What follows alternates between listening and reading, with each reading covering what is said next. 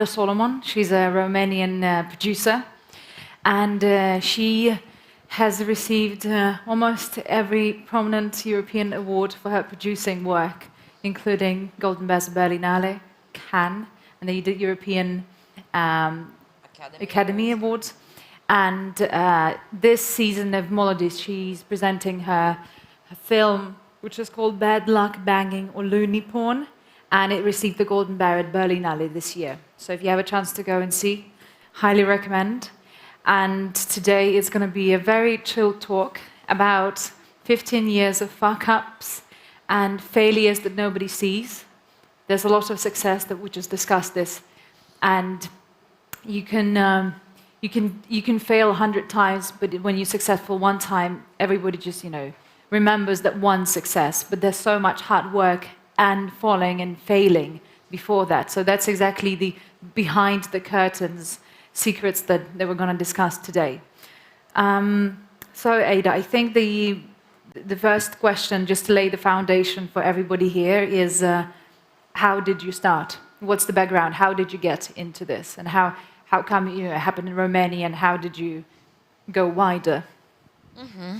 So, привіт.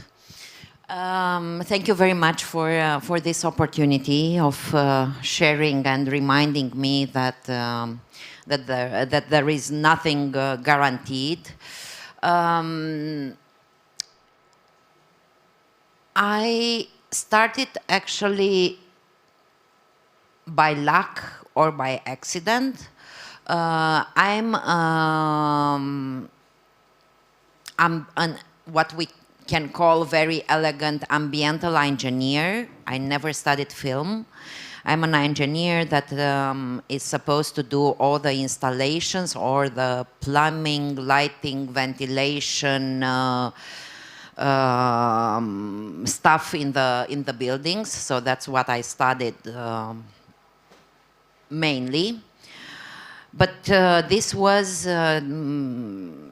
started before the revolution in Romania, so I had the great opportunity to be still a student when the revolution came.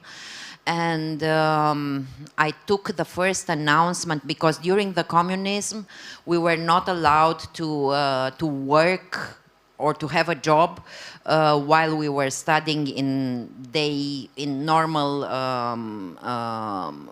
courses, in daily courses, because the party was paying for our studies, so we were supposed only to study and do nothing else. Well, so when the revolution came, I took the first announcement at the radio. That was an advertising for sales agents for the International Bucharest Fair, a commercial fair where they sell everything from, I don't know, cars or agricultural tools up to textiles and all this kind of stuff. So I took this advertising and I started to work as a sales agent in a small advertising, very, very improvised, very manufactured, because no one knew how to do this kind of stuff in Romania of that time. But the advantage of going and doing a job that nobody did before, and so was also that no one knew better. And this was something that happened for our whole generation, that we started to do things that nobody did before, and we were learning out of our mistakes, and it was no one there to say, oh, you are a stupid, you are a fool, you didn't do right, go home. So we learned, and we started to build. After 3 years in advertising, I will cut the story a bit short. So I started in this international fair in this small advertising agency. Then I moved to another more stable advertising agency that belonged to a media trust that had some very, very popular newspapers in Romania. There, when I arrived, we were 3 people.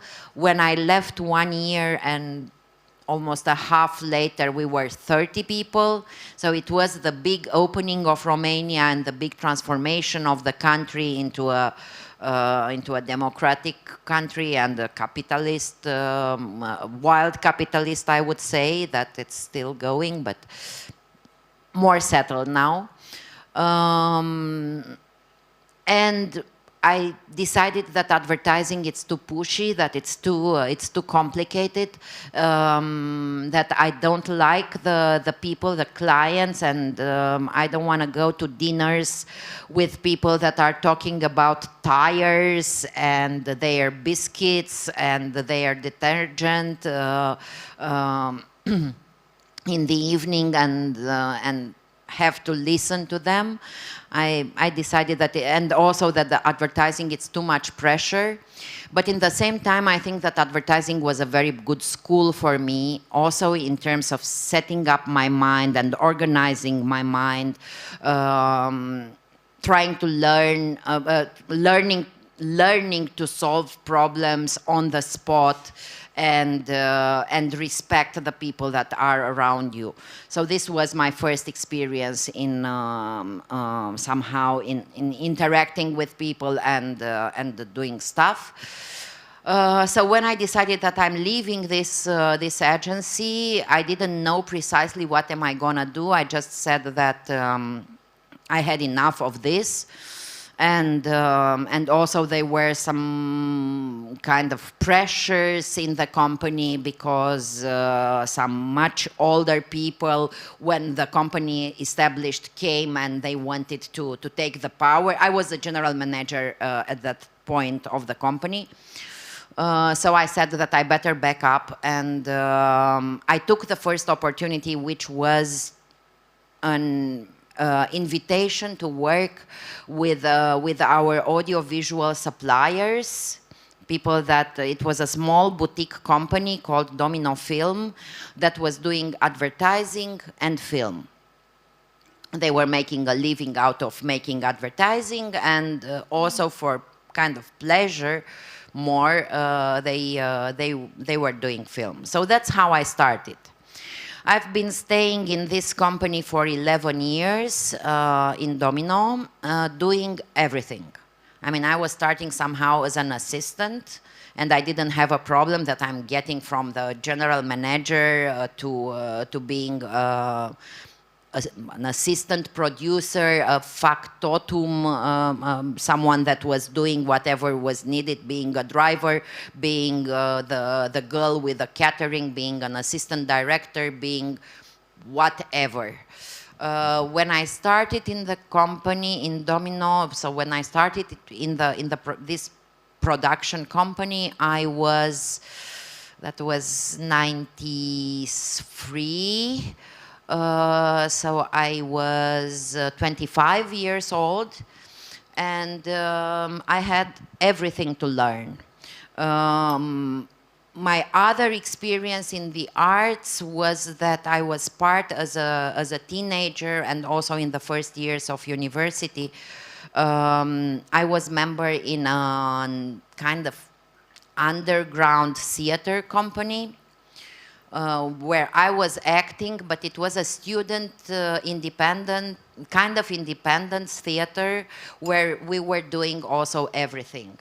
I mean, we were on stage, but we were backstage, we were organizing the things, we were putting together the costumes and the sets and bringing from home one thing and another. You know, like in a student film crew where you bring everything with friends, and you find someone that knows someone that maybe has this kind of shoes for the actors, and someone that knows someone that is bringing the car that you need for the shooting, and so on and so forth. So this was another very, very good school for me in order to how you sort out things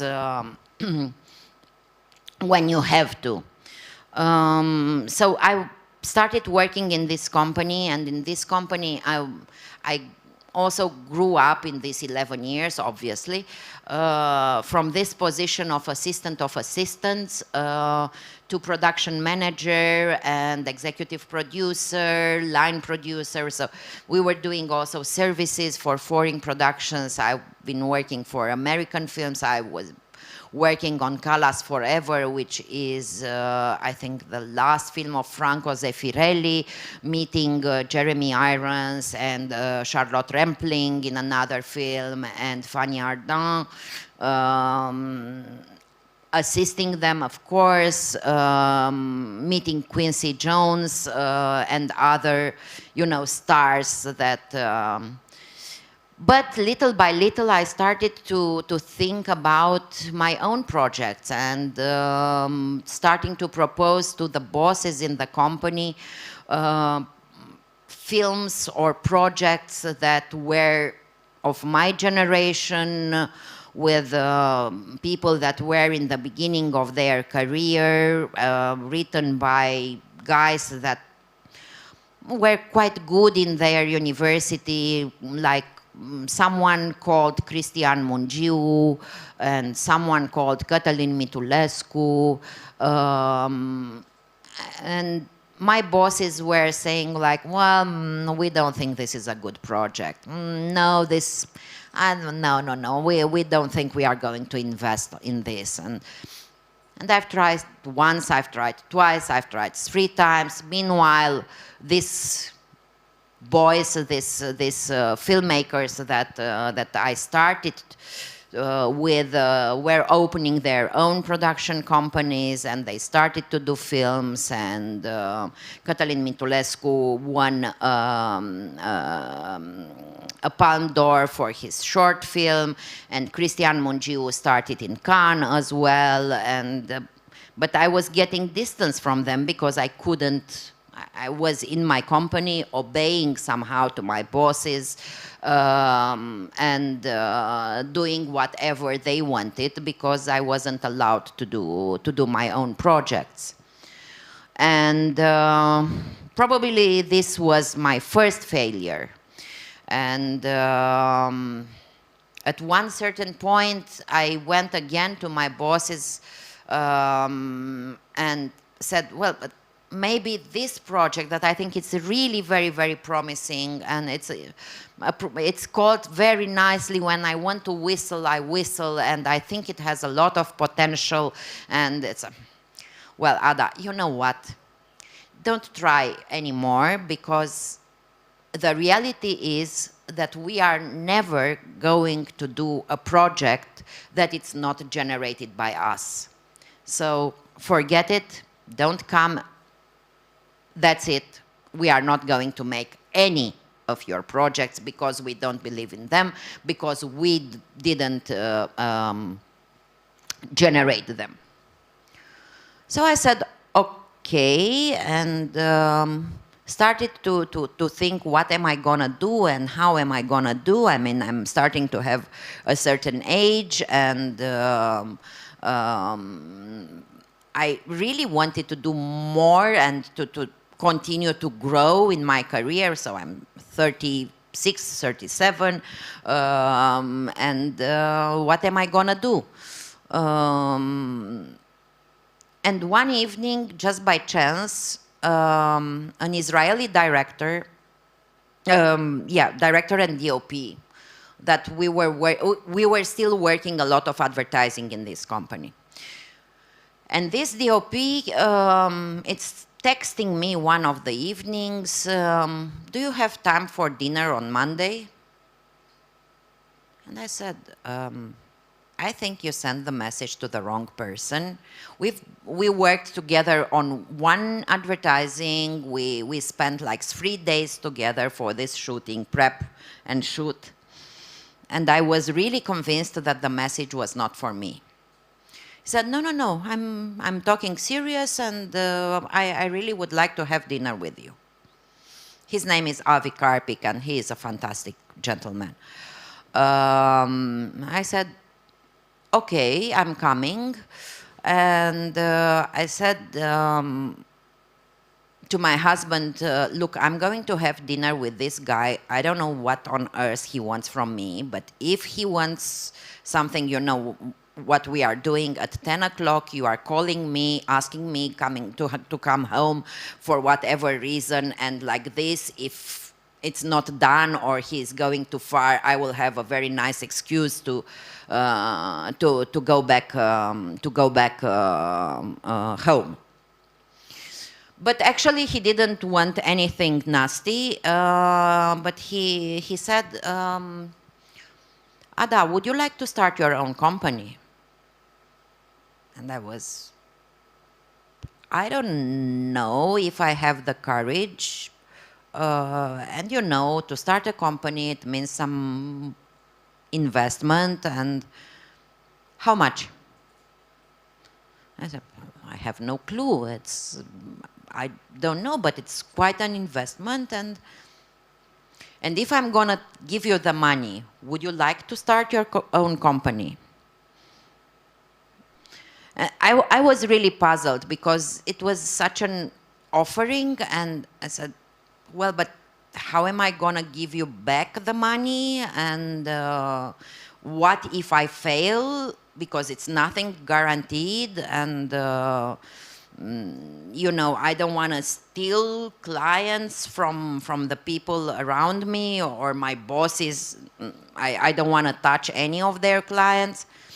And he said, look, you don't have to worry. There is place for everyone in this market. You are growing in your country. I'm pretty sure that there is enough place. And the deal is like this. If you will manage to give me back the money, fine. If not, you know what? I was raised at home that I have to at least plant one tree in this life to have a meaningful life. So I'm not planting trees. I'm trying to plant people and to give roots to people. And also, you know what? If I'm losing this money, I didn't lose them in a casino, and I didn't pay them in the hospital. I'm healthy, I'm done, that's it. If it's meant to be, it's meant to be, but at least I tried. I was really, it was a hard decision because I believed in what I know and what I can do, and I wanted to do something, but in the same time, I was so damn afraid of failure, despite the backup. It was just like, okay, he doesn't want the money back, but if I fail, what am I gonna do afterwards? And then I started to ask some of the friends or people that I've been working with, and they were all like, come on, you will find a job. Come on, you will work with this company and this company. They can't wait to have you with them. It's not a problem. If you succeed, you succeed. If not, definitely you will find something. So I decided that I will take this challenge. It was a very, very, I was very loyal to the company despite the fact that they didn't accept my proposals. I was expecting them to offer me shares in the company not to leave after 11 years in which I always brought good profit in the company. And again, being hyper loyal. But no, they were infuriated, and they even asked me to give immediately the phone, the number of that I had from the company. I was not allowed to take it, and the control of my email address, and well, all kind of this, of things like this, and even to sign a paper that if I am touching any of their clients, I have to, and I'm working with them, I have to pay them something like 30,000 or 50,000 euros. I don't know what they were asking me to sign. But I said, I'm sorry, I was so loyal without any engagement up to now. Now that I'm leaving, you are asking me to sign this. No, I'm sorry, this I'm not gonna do. But still I won't touch, because you have my word that I won't touch the clients. That's it. And so it started somehow. And in the first year, we had our best year in the company. I gave the money back to Avi, his investment, not in a year, like I said in the beginning, but in 6 months. We were opening the company on the 1st of March, and on the 3rd or even 2nd of March, we had our first scouting for a production services essay documentary for Arte, a French film, very daring, very, very nice, a small thing, but already something that gave us a lot of energy. I didn't touch also even the people in the company, my colleagues or people that I brought in the company, and like the location manager or some assistant directors that I was very used with. I started with my sister as coordinator, and with a young guy that we were working sometimes with him as freelancer, as assistant, production assistant or driver, but he was very willing and very clever, and also a very loyal and very nice guy. So I asked him to come and to get the promotion of being a location manager, and eventually to grow up to be a production manager.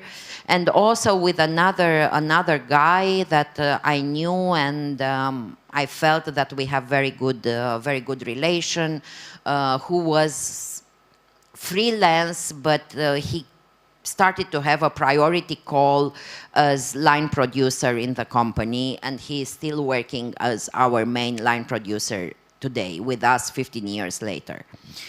So that's how we started, and we started with we decided to start with advertising. For the first year, it went very well with advertising and this kind of small production services for different kind of stuff, and starting also to apply with projects to the Romanian Film Fund that was easily starting up. It was precisely the moment when the Romanian cinema started to take over. And the first year was the most profitable year in the company. But after the first year, I decided actually, because Avi never interfered in the politics of the company and in my strategy and what I wanted to do. So he really left me to do. He is still a partner in the company, but he's never interfering. So I decided that advertising, it's still too complicated, what I knew from many years ago, and that I want to do films, and I wanted to start this and to try this. And but also I thought that it's wiser to risk less and to start with short films. So that's one of the first lessons, or one of the first things that I thought, and I was right, that the failure, it's not so big. And we started with two films that we were very lucky with. One is Marilena from P7, that won even won in many places and many awards, but it was a winner even here in Molodist, and that's the first memory linked to Molodist and to Kiev. and this short film that was an independent film, it wasn't supported by the state. It was done with the previous awards of the director and some sponsorship. This was another thing that was very interesting, that all the suppliers that I thought that will be much more expensive for my tiny company that is not as big as the one that I left, that the suppliers will be more difficult and more expensive.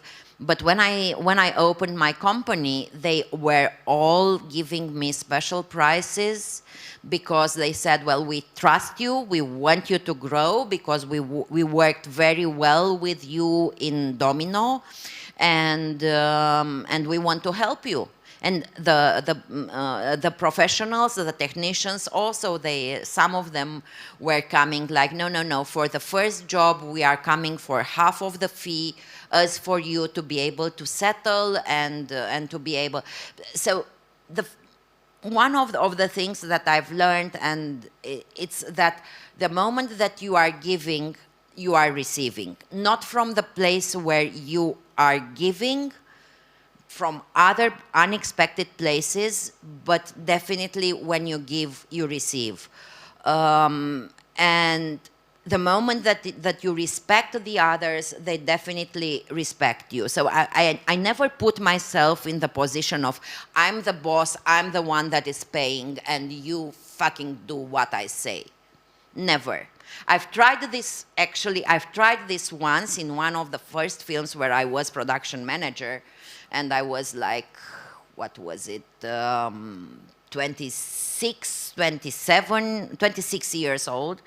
And one morning, I was going to the trucks, and they were guys that had 30 years of experience and so on, and I started yelling that they didn't put the trucks correctly, and they are in the frame, and they are doing this and that, and I was really like pushing. And you see, I'm quite short, and these guys were tough guys, like the same. The Romanians are very much like Ukrainians, and the technicians, the workers are quite tough.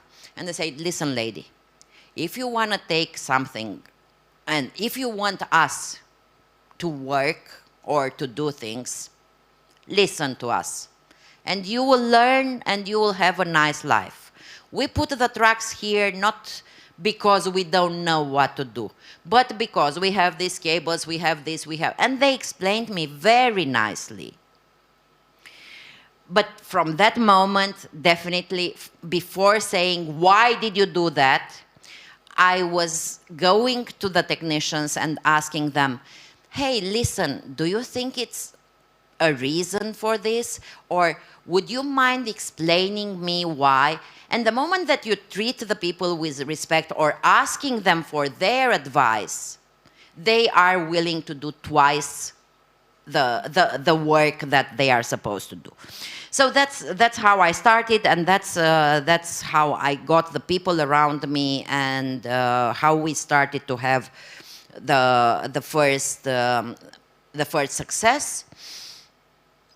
And this was with a short film. So Marlena from P7 was the first one that started in Semaine de la Critique in Cannes and then traveled all around the world.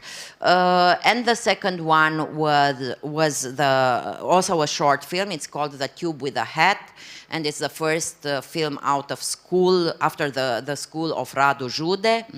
That won in Sundance. Actually, it was the very first Romanian film ever selected in Sundance, and also it was awarded, which was a big surprise for me.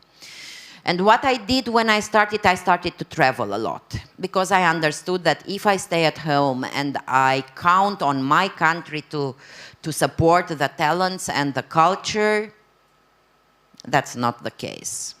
And it wasn't happening 15, 20 years ago, and it's not happening now. So basically, we are like Cinderella. We are in the back of the kitchen at home, and we are shining at the party all over the world. That's the reality, and it's not funny.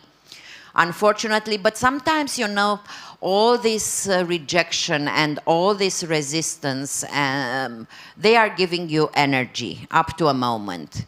And this energy makes us move on and stay together and be able to do things. Because, yeah, we had these 2 short films very successful. We were already traveling around the world. We were already having a lot of prizes. We were doing this and that.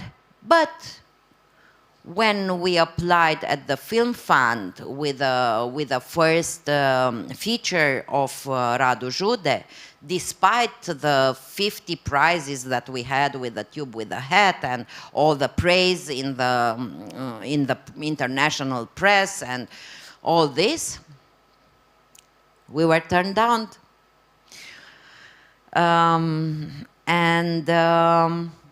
That's how we started the never-ending war with older generation in the Romanian cinema, and with, you know, all the underground and the bureaucracy and the corruption and that existed in the Film Fund, and that was very, very hard to destroy. As well as the lack of understanding of what is coming, because it was just the start of the new Romanian cinema, and let's say the dinosaurs, the old generation coming from the communist era, and also not being able to adapt to the new reality of the country and the new taste of the public and the destroying of the cinemas and all this stuff that made them even more aggressive, because they were feeling that they can't adapt, and the times are changing and a whole new different generation is coming, and they wanted to stop us as much as possible. But with all these failures and the number of turning down in the Romanian Film Fund, we also had this was, on the other hand, the best time in terms of community, and our generation community, because it was a short period but a very intense period when we really stood together, all our generation, and not only, there were some older filmmakers that were supporting us. They were much more open-minded, and they really do. One of them was putting together foundation that was actually a studio production house that, with the money that were not coming from the state, was doing all kind of freelancing, short or not so short films for the new filmmakers. It's called Fundația Arte Vizuale, the Visual Arts Foundation. And this was really a big alternative school also for the Romanian new wave generation. But else than that, we stood together, and we managed to have a very innovative cinema law at that time in 2005. Unfortunately, the law today, it's not that innovative as it was at that point, and we are not anymore standing together in solidarity and fighting for the same idea, and being able to transform the law and adapt it to the times that we are living now. And this is very sad, for instance, because we started together and we were backupping each other, and nowadays we are just entities, and each and every one is somehow fighting for survival, and very, very few of us are still speaking out loud or making efforts to put the whole community together or doing something. And here this is very painful because I don't know if this is because we are getting old, is because we were not able to transfer to the younger generations the energy that animated us, or that the younger generations, they don't believe they have the power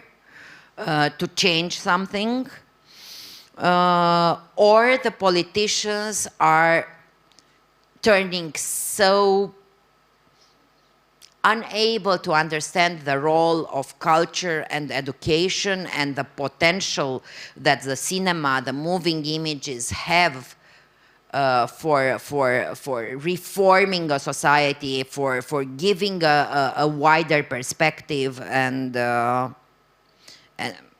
supporting the progress.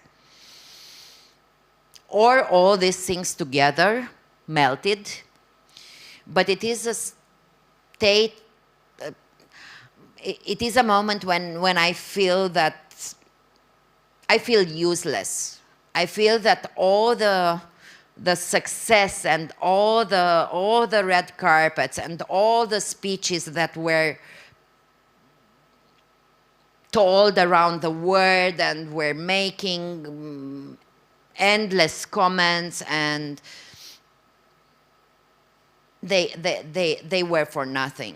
And I really don't know today what to do to still be relevant, to still be someone that means something at home. I mean, it is very painful to be someone anywhere else but not at home. And even at home, you know, it's very, very funny that I was selected by this review that I believe that you know as well. I saw advertising in the streets here as well, Forbes, as being one of the most influential women in one of the 50. Of course, coming from the culture, I'm on the place 50, but I'm one of the first 50 most influential women in Romania. And that was really hilarious, because what kind of influence do I have?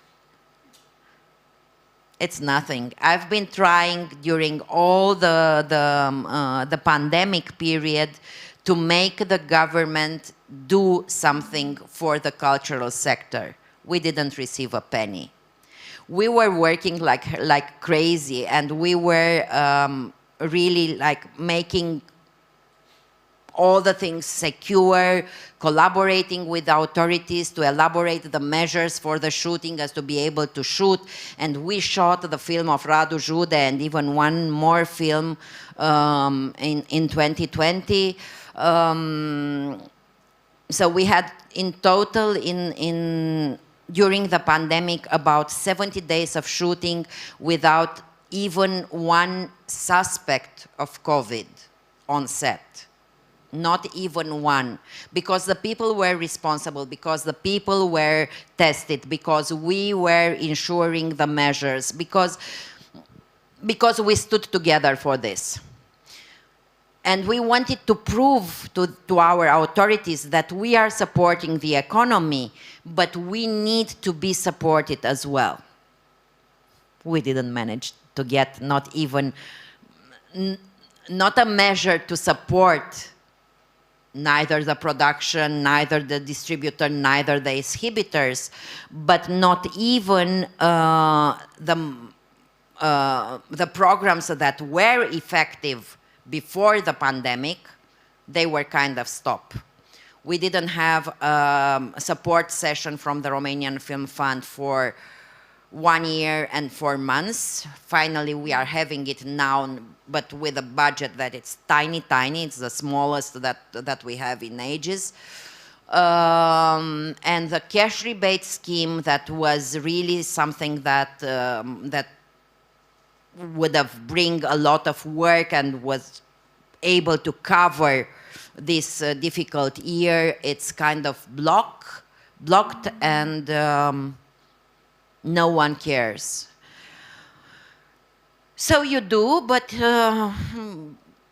you don't do, in fact. And I really don't know what I can do as an individual, because also, yeah, it's true, and I would be a hypocrite if I would not count also all the messages that I'm getting from filmmakers or even from audience that are telling me, well, whatever you do, I'm following you, and you are such an inspiration, and you give me strength so that it's possible,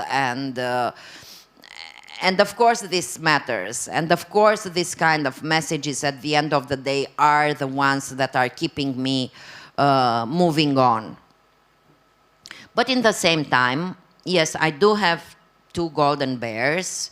I do have I don't know how many leopards. I think they are 5, but I stopped counting. I have all other kind of animals as trophies in the office. And this is opening some doors, but in fact it's not opening the door, it's giving you some keys. Then to use the key and be able really to open the door, it's in the project, and it's nothing guaranteed. It's not guaranteed that if you made it once, you will make it in the second time. You have to work for each and every project with the same, as much as you did it before. Probably you have to follow quite quickly, but also the expectations are very high. When you get to the top, the expectation for the next one, you are not allowed to be lower, you have to be higher. And sometimes higher, it's not possible. And of course, the life and the rule of nature is that there are waves, that they are up and down, so that it's not always like this. I will stop here for the moment. A question then. Do awards mean anything? Do they encourage, or do they stress you out? And did your perception of being awarded change from the success of your first film, when you made it and then you said it's festivals and awards, so it's successful right away? And how is success perceived now that you had so much? And it's, the plank for you yourself is so high. Awards are still very, very important for the career of a film, especially when it comes from a territory like our territories, that are territories with small circulation languages, that it's hard to travel. So the award, any important award, it's a launching for the potential career of the visibility of the film. And I'm not talking money here, because the revenues for our kind of films, they won't be huge. No one will get rich in this. But the audience and the awareness about these films, the number of people that will have access to these films, it's increasingly, exponentially, the moment that a film is awarded. Then this is amazing, and it's still going like this, and it's very interesting to follow. I was in a panel a couple of weeks ago with some sales agent, and we were discussing about the awards and how relevant they are today. And we were talking about awards in relation with streamers. and the big players. And in the beginning, they didn't care about it. I'm talking really like the big, big platforms. But now, more and more, they understood that they can, that it can be something that's a very good marketing tool. And they became much more interested to be part of this, let's say, curated world of cinema, where it's not just mass advertising in a hyper mall like Amazon or Netflix, where you cannot find something if you don't know what you are looking for. So these awards are a very good marketing tool to point, to put it in the window, to put it in the spotlight, and I think it's very important. On a personal level, though, it can be very dangerous, because what one have to know is that it doesn't last. Today you are in the spotlight. Tomorrow it will be the next one, and you will be forgotten if you don't continue to exist and to network. So you cannot count that once you had, I don't know, the Golden Bear, let's say, then you will be forever the one with the Golden Bear. Yes, you will be invited in Bерлінале every year because you have this. But it will come the Golden Bear of this year, and it will be in front of you somehow in terms of interest. So you have to continue, and you have to propose things that are original, and you have to be active, and you have to be in this world, and keep your feet on the ground. Success, it's so very easy that it's taking your mind, and it is possible if you don't have also a very good support from your family or your friends, the people around you. You can go nuts and believe that you are the center of the world. You are not. Unfortunately, my mother got sick in a moment when I was on one of these several peaks of my career, and I went to the hospital with her, and I was not behaving as I am somebody, but here and there just pointing that I am the one no one knew. Not the assistants, not the doctors. And my mother was treated very, very well, but she was treated very well because she was a very gentle and very charismatic woman, not because her daughter is someone. And they didn't care who I am. They cared just of this human being that is suffering, and it's a nice person, and they try to save her. And yeah, it's like this, and it doesn't last. So that's when I'm saying that.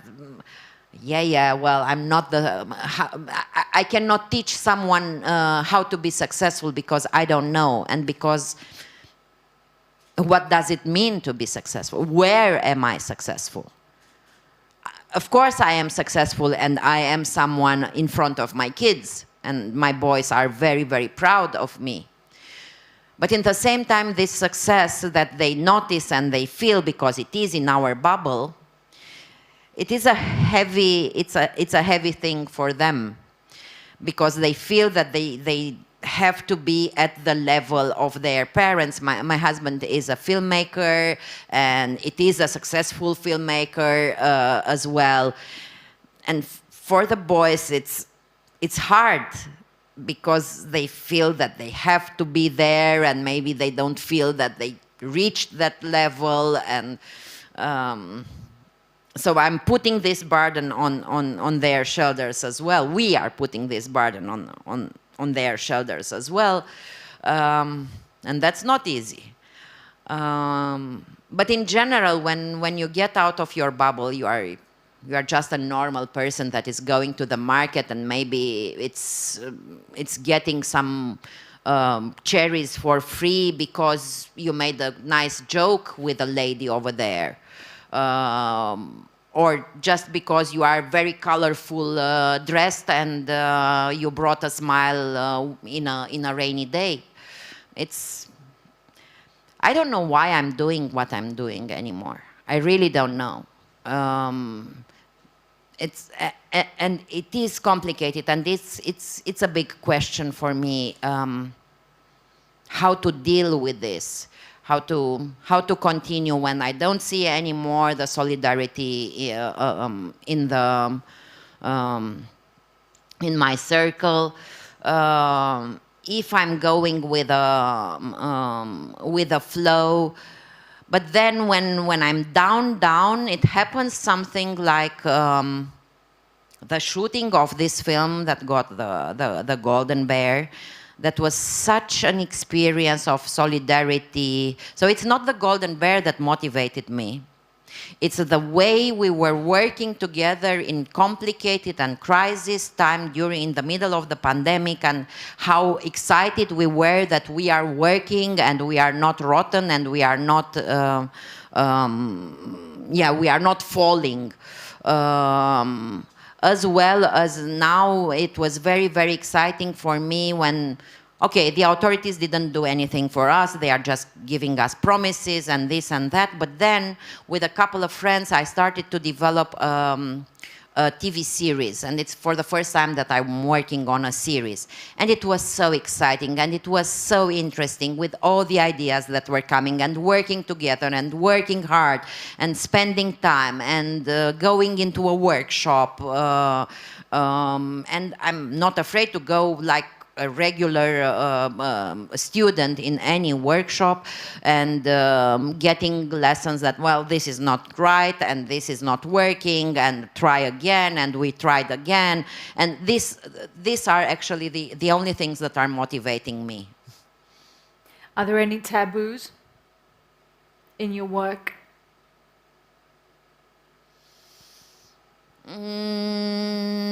I don't know how to define a taboo. Something so unacceptable and something that is so contradictory to what you believe in that you would never do. Yeah, I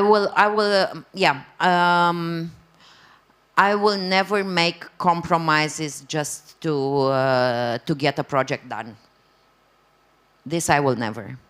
It's either we can make it with our own power, but we will never make things, I don't know, using the system or the underground system. This is something that never ever, for no matter what, and not only in Romania.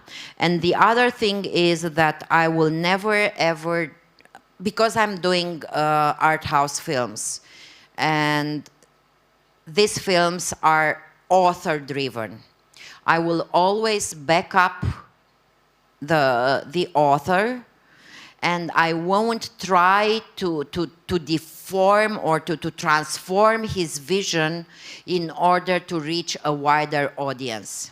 Because I don't think that this kind of cinema is working like this. This is why, because I care about the audience and I want to reach an as wide as possible audience, that's why I think it's important to go into the festivals, to be able to be so present, to be able to communicate, but to back up the vision of the author and to try to transform the marketing campaign as to be very accessible and to get the people into the cinema or in front of the screen, but not to deform the vision of the author in order to please the public.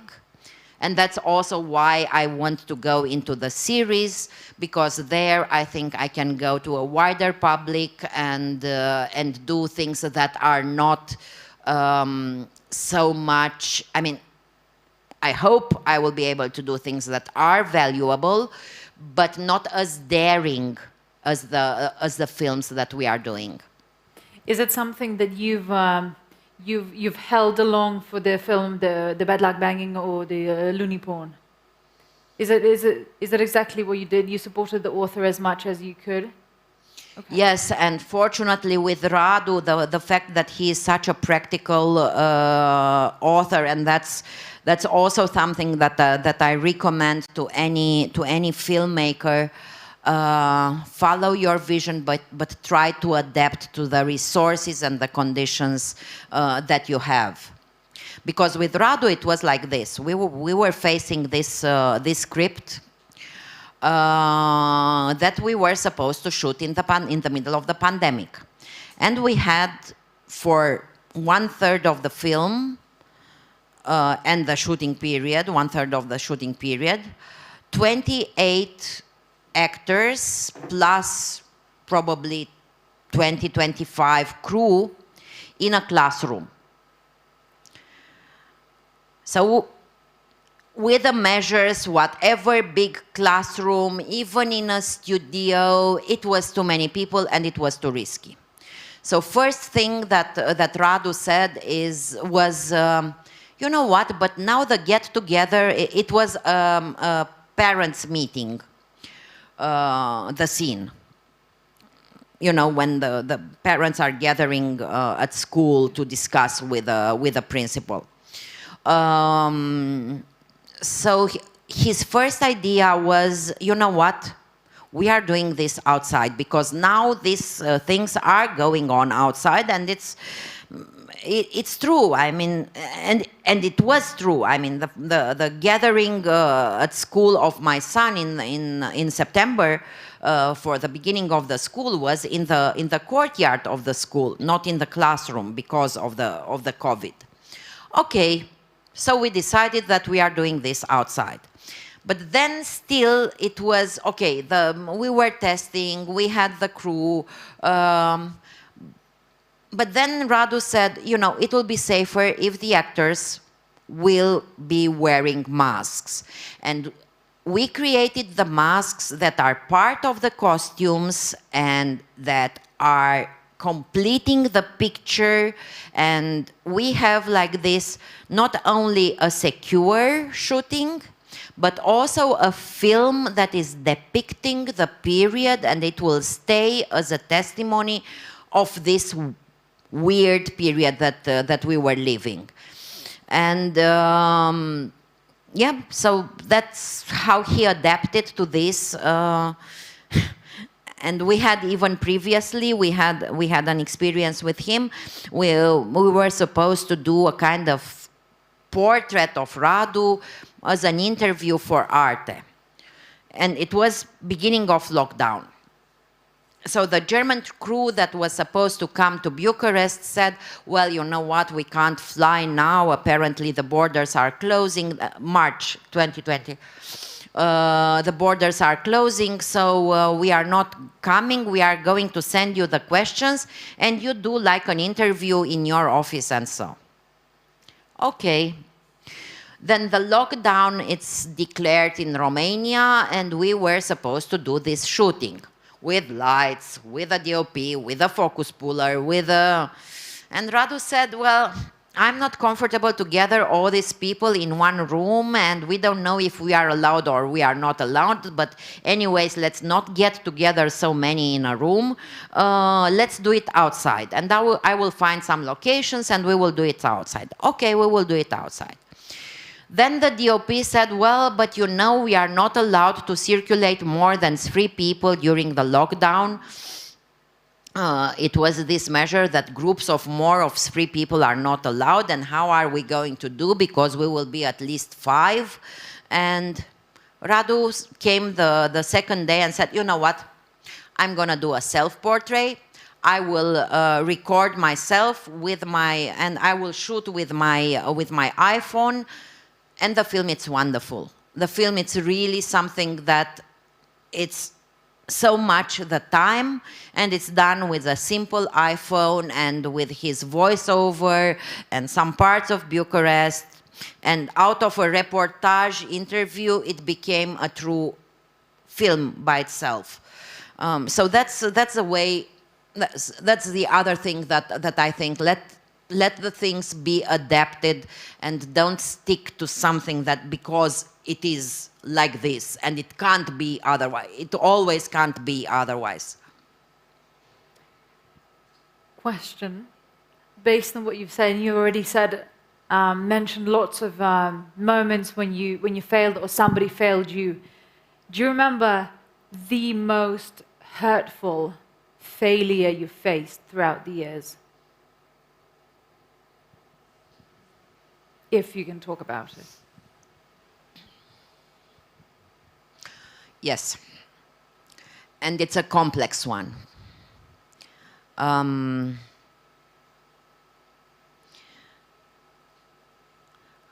After this was coming like a ensemble of things. And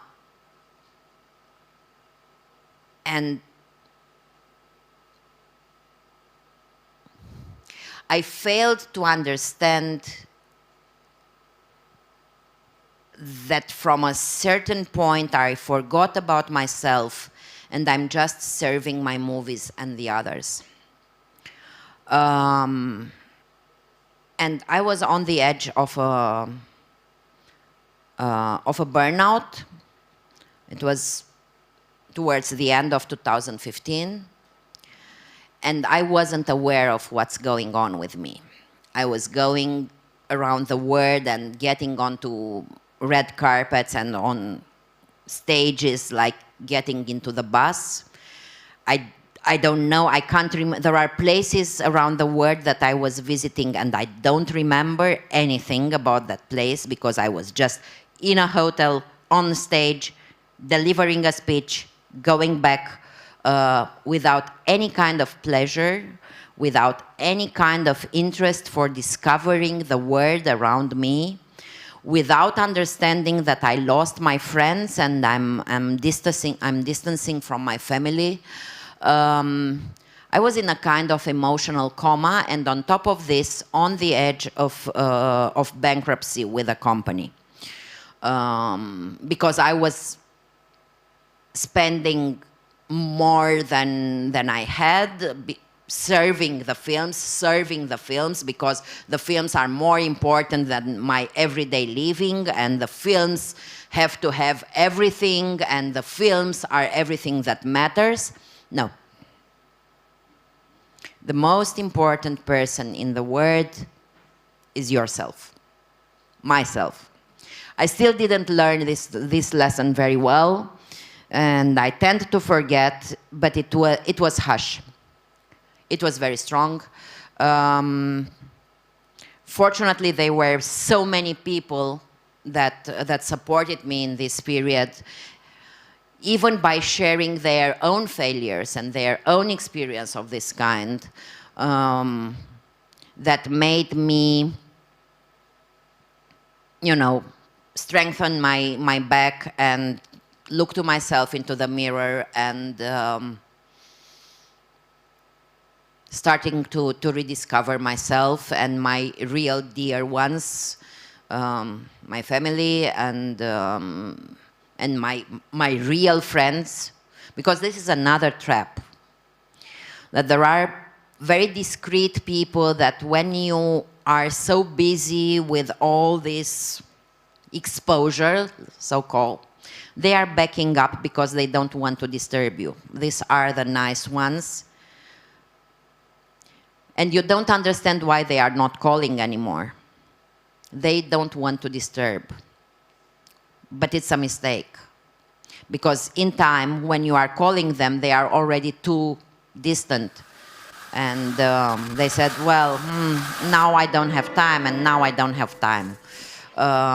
Okay. So this is one category, the ones that are taking distance because they are too polite. And the other category, that it's coming next to you because of your success and with an interest.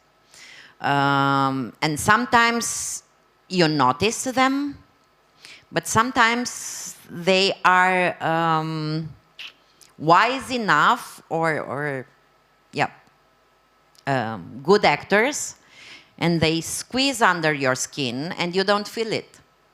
And you tend to get that they are real friends. Fortunately, I didn't have many of this, but you see that the moment that you start to go a little bit down, naturally, they disappear as quickly as they appeared in the first place. So yeah, this was the moment. I learned a lot out of this. I thought that I knew many things at that point, and I am strong enough, but I wasn't. And but fortunately, the real people and the ones that are really close to me, but close in an emotional way, because there were people from, I don't know, many countries around the world that were supporting and really helping me during this period. It's not the physical distance that matters. Fortunately, there is internet. Fortunately, we can communicate and see each other at distance as well. That's also something that I was saying about this pandemic, that we were complaining, oh wow, what a time we are living, and how unfortunate we are to live this period, and so. But imagine that this period would have been like 30 years ago, when internet was not around. How would have been? How complicated it would have been for all of us, and especially for us in the cultural field or in the filmmaking and so. But even with normal communication, without the mobile phone, without the internet, without the Zoom, endless Zoom that now annoy everyone. Yep. Thank you for your honesty. I think it's a very good time to pass the mic to the audience. And does anybody have any questions? Yes. Hello. My name is Kamila Tarapura. I am the director from Poland. I wanted to ask you some kind of very general question, because I remember when Agnieszka Holland became the president of the European Academy, she gave the speech about the situation of European cinema, which in her opinion is in some kind of crisis, because sometimes we as the filmmakers want to fit to the festival and we forget about the viewers. And I wanted to ask about your opinion about European cinema in general. Yeah, I think I love and respect Agnieszka very much, and even though we are arguing sometime, and I think that in a way she's right in a way that some people are trying to fit in a general, to please the audience, what I was saying earlier. I think that that we have to follow our own voice and do whatever we do only when we completely believe in what we are doing. Otherwise, it won't be successful.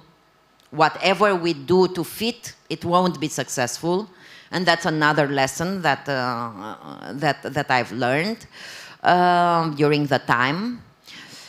And I think that we need also the support of the authorities, much more than, I mean, whatever the filmmakers are doing, and doesn't matter how supportive we are, or the solidarity, or just the cultural sector in general, not only the festivals, but the museums, but the theaters, and all together, or the organizations.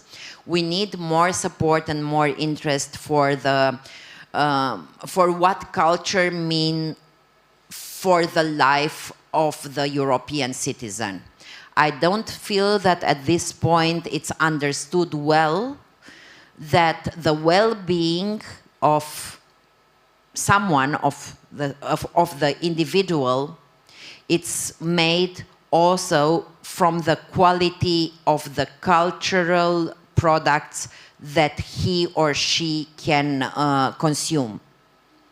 So what we are offering to the public should be as good as possible in order to fulfill the needs of the individuals. And I think that the authorities at this moment are not doing enough to allow this variety and the level of the cultural products that are delivered for the citizens. Thank you. You're welcome. Okay. If there aren't any questions from anyone else, I will ask one more.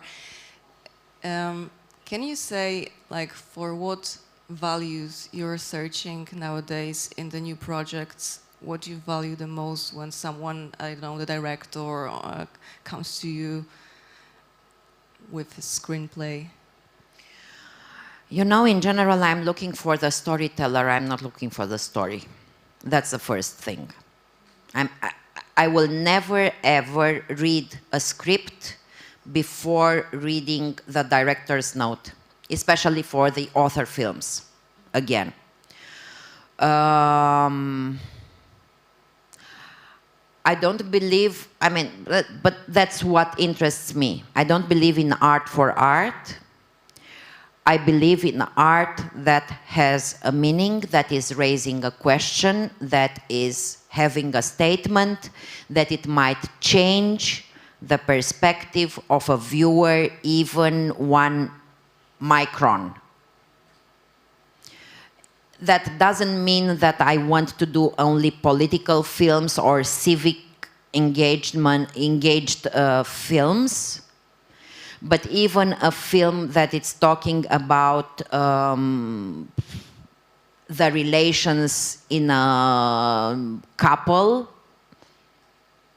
if it's well made and if it's strong enough, can change a perspective, can change some habits or some mentalities, or, you know, that's what I mean. I don't want to do just forms. I need content.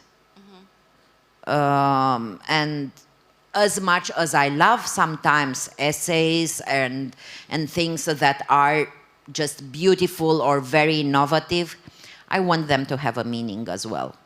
It's just art for art is not enough for me. And I'm not discussing if this is good or bad. I don't know. But for me, it's important that what I'm doing has a meaning. I have one more question. It's more specific because most of us are very young and we're starting. And you mentioned that in your first company, you started with 2 short films.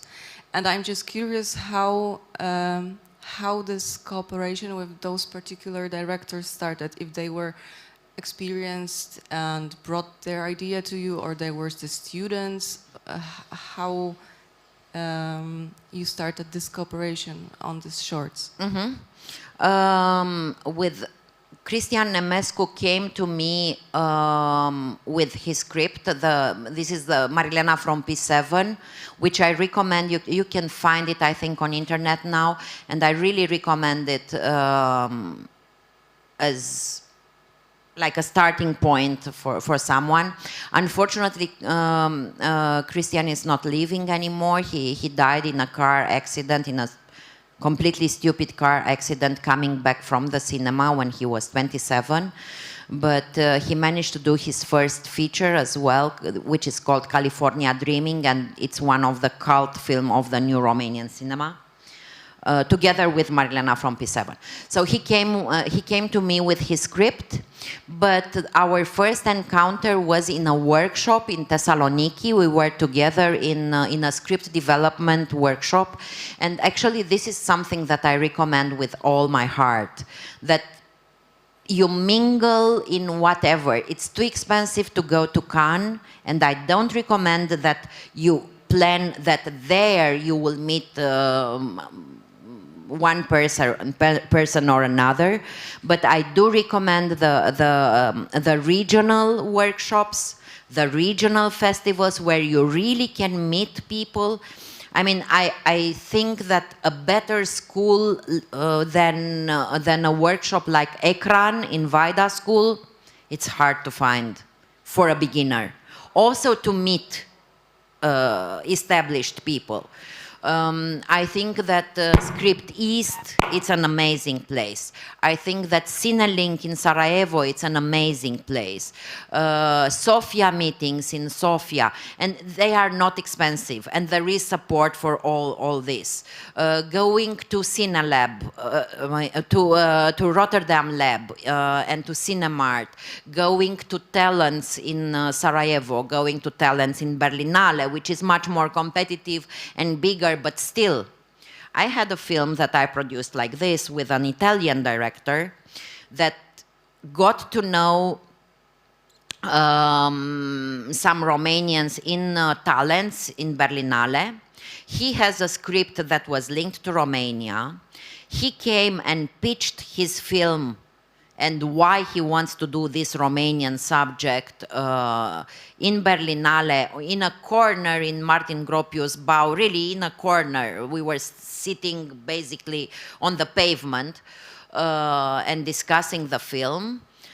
And he wanted me to produce the film. I said, well, I'm Romanian and the resources in Romania, I cannot do an Italian film with the Romanian resources. And what I did finally, because I really felt in love with his vision and his capacity and so, was that I found the Italian producer and I've put together the production and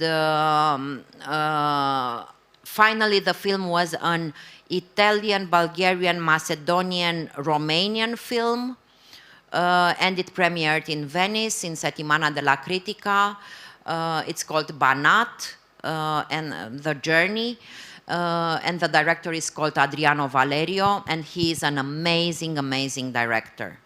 So that's the way I see it. Networking, I think it's essential. And starting from home. Whatever a festival is in your hometown or in your country and it's not expensive to go, give it a chance. It's short films. Okay, is it a bigger event? Super. I mean, I would say that every single filmmaker that really wants to start the career and it's based in Kiev should be present in the projections and in some of the events in Молодості, for instance. Yeah, I think that there is nothing like networking. Okay. Thank you so very much. You're very welcome.